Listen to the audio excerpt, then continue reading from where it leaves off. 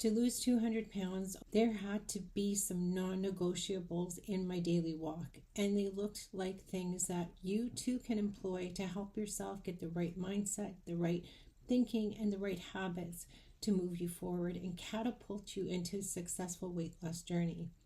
Hi, my name is Easter. Welcome to my channel. Today we're going to talk about the things that I had as the mandatory, non-negotiable things that I practiced to lose weight. Number one, having the right mindset. How do you go from, oh, I can't do that, they did it, but I can't, and oh, I'll never be able to, okay, we're going to move forward, I'm going to do this. It started off with me by having the purpose I needed to have. That purpose was that I loved my little 2 5-month-old granddaughters, and I wanted so much to live for them. It was enough to catapult me forward. That first reason, that thing I clinged to throughout my entire weight loss journey, was my love for them and wanting to see them grow up. Number two, be prepared to start and be prepared to continue. Don't just throw yourself in saying, oh, I'm going to cut this out today and I'm going to cut that out today. Do it with purpose. Think about what you're going to eat ahead of time. Make a decision as to what your meal plan should look like. What do you need to take out of your diet? What needs to change in your diet? What behaviors need to change in your eating? These are things you need to think about ahead of time. So how does your diet have to change? Take a look at what you're eating. What needs to come out of it, or what needs to be made into smaller portions? I ate enough for 5 people, to be quite honest, and gained enough for 5 people. But if you can look at your portion sizes, if you can look at your nutritional value, if you can look at the foods you're eating and say, oh, really, this probably has 3,000 calories in it, maybe I shouldn't eat it. I don't count calories, but I'm aware of where they are, and I don't eat the things that I know have a lot of calories in them.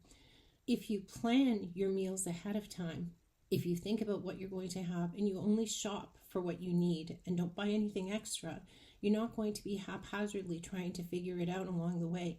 It's much easier to be prepared. It's much easier to have everything laid out ahead of time and even prepped ahead of time if you're like me, because I don't like to cook every day. Then it will save you energy, time, the possibility of failing because you just didn't have the right foods in the house and you didn't feel like going out to buy them. So that's a really good thing to have. Meal planning is important. My third non-negotiable was setting up the tools to deal with my emotional eating, my comfort eating, my stress eating, binging, etc. I needed to train myself to look for other releases of this negative energy I was carrying. If something was rising up in me and I felt an urge to eat something suddenly, but I wasn't hungry, that was my alarm bell telling me, hey, you need to deal with something, figure out what it is and deal with it immediately. And I put the tools in place to deal with these things. I learned to recognize that I was feeling off, pray about it, journal about it, find some healthy releases, and practice mindfulness. One that was very hard for me, and I know may be hard for you as well, especially if you're quite a bit overweight like I was to practice self-love, to say to myself, you know what, yes, I did gain 200 pounds, but I've made a decision to get healthy again, to change my lifestyle, and this is good. And I focused on the decision. I focused on the fact that I wanted to move forward and that I was making a good choice. And that was hard to do because I was used to sitting there and wallowing in self-pity and not having self-worth. But the more I practiced being kind to myself, the more I allowed myself to shine, the more I allowed myself to smile, I started to change. My inner self became happier. I practiced what I didn't see. I practiced what I wasn't yet, as if I was there, and it made a huge difference. Being kind to yourself and loving yourself is not something that should be a question even, but I wasn't there when I was 200 pounds heavier. I was caught up in depression. I was caught up in self-pity, and I've learned to turn that around. And when something bad happens, it happens, but I deal with it.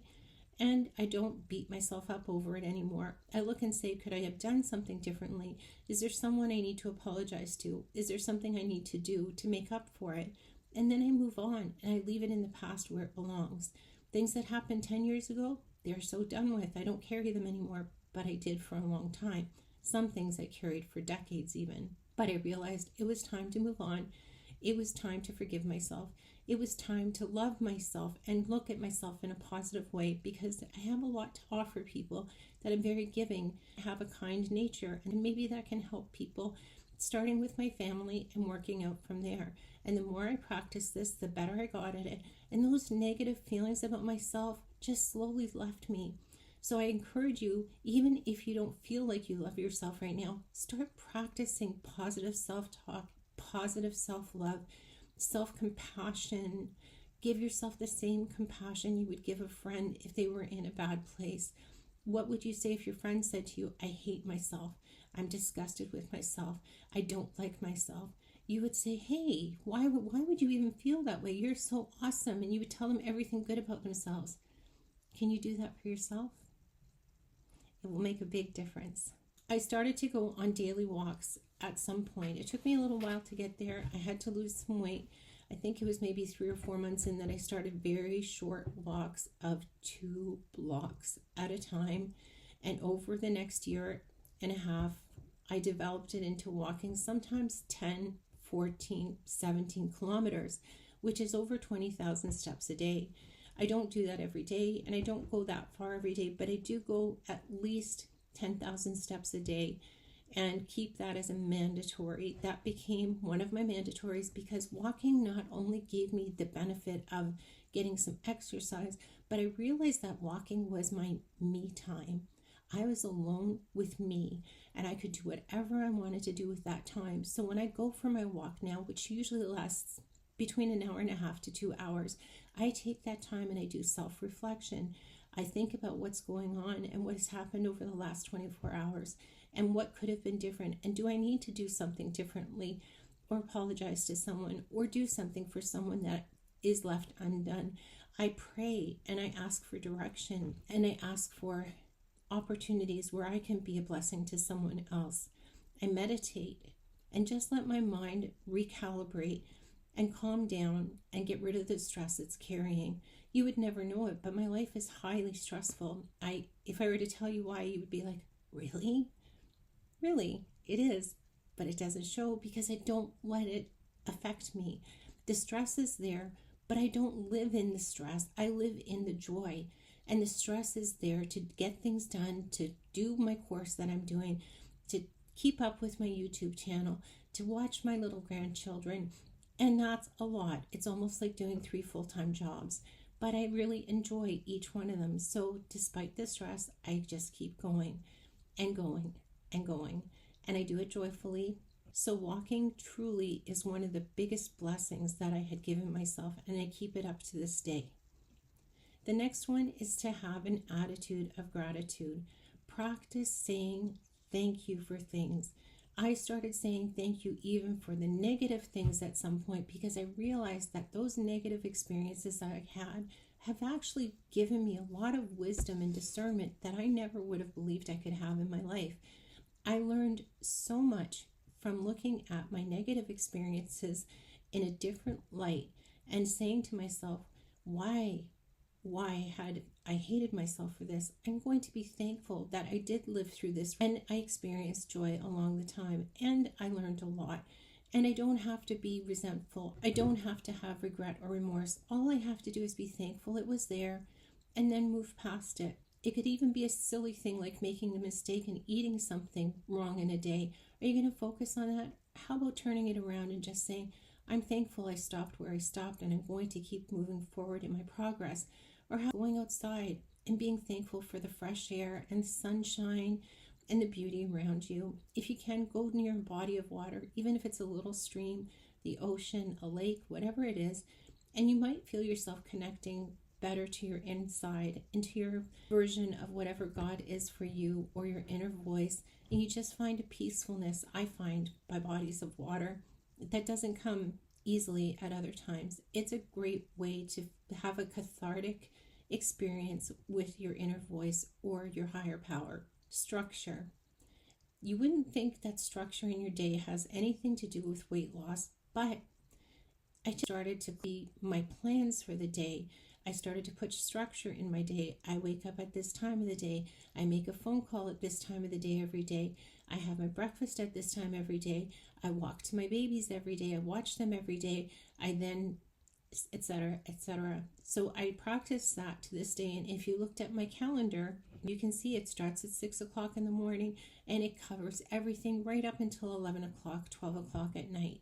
It is a busy schedule, but I know that it's there. In the beginning, I didn't exercise, but I soon started to exercise right here in this chair or on my bed, just moving my upper body or dancing on the bed or in the chair, just to get my heart going, to get my circulation going.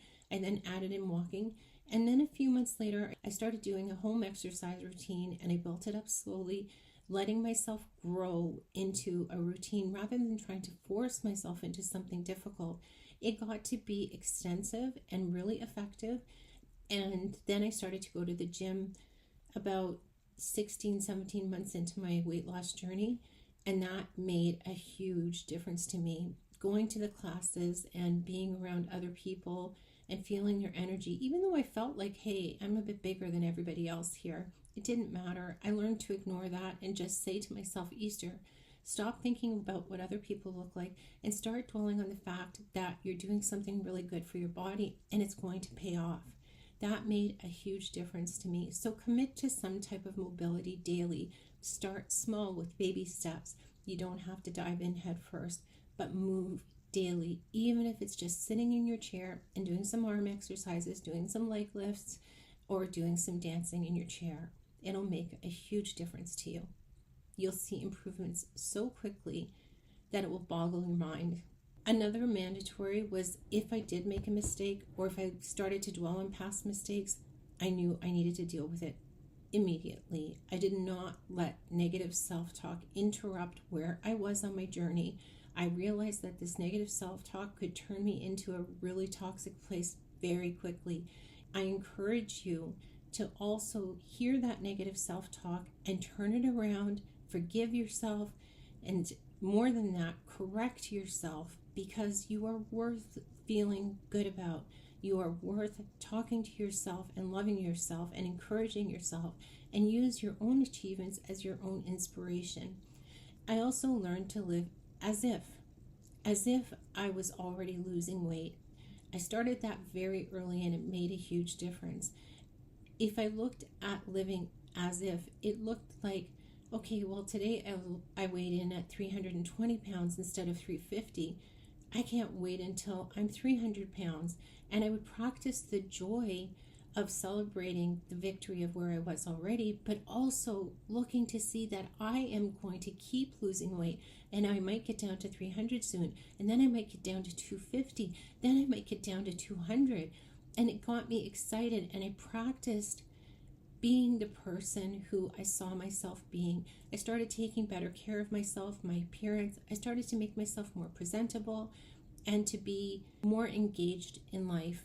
If you pick up this attitude of living as if, you will find it so much easier to drop the pounds. And lastly, celebrate every victory. Every time you accomplish something, it might be something as small as drinking 2 liters of water today. Be proud of yourself for that.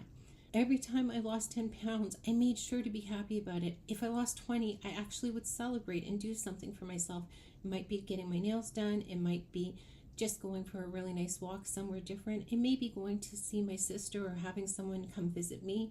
But I made sure to acknowledge it and celebrate it and be proud of myself, because you deserve to feel proud of yourself with every step forward taken. That joy that you feel, that happiness is going to remain in you if you do so. And if you only look forward instead of backwards, you'll move forward so much more quickly than you believe you can. Sometimes the journey looks really long, like it did for me when I had 200 pounds to lose, but it will happen. You will get past it. You will move forward. And soon 10 pounds will go, 20 pounds will go, 40 pounds will go, and you'll be amazed and shocked at the difference. And then I'm going to add here that when I talked about that attitude of gratitude, be thankful. Always be thankful for everything. If this resonated with you, please drop me a comment and let me know how you feel about my mandatories, and maybe it will help you implement some in your own life. I hope that this message spoke to you. Give me a thumbs up, hit that subscribe button, and I'll be back soon with more.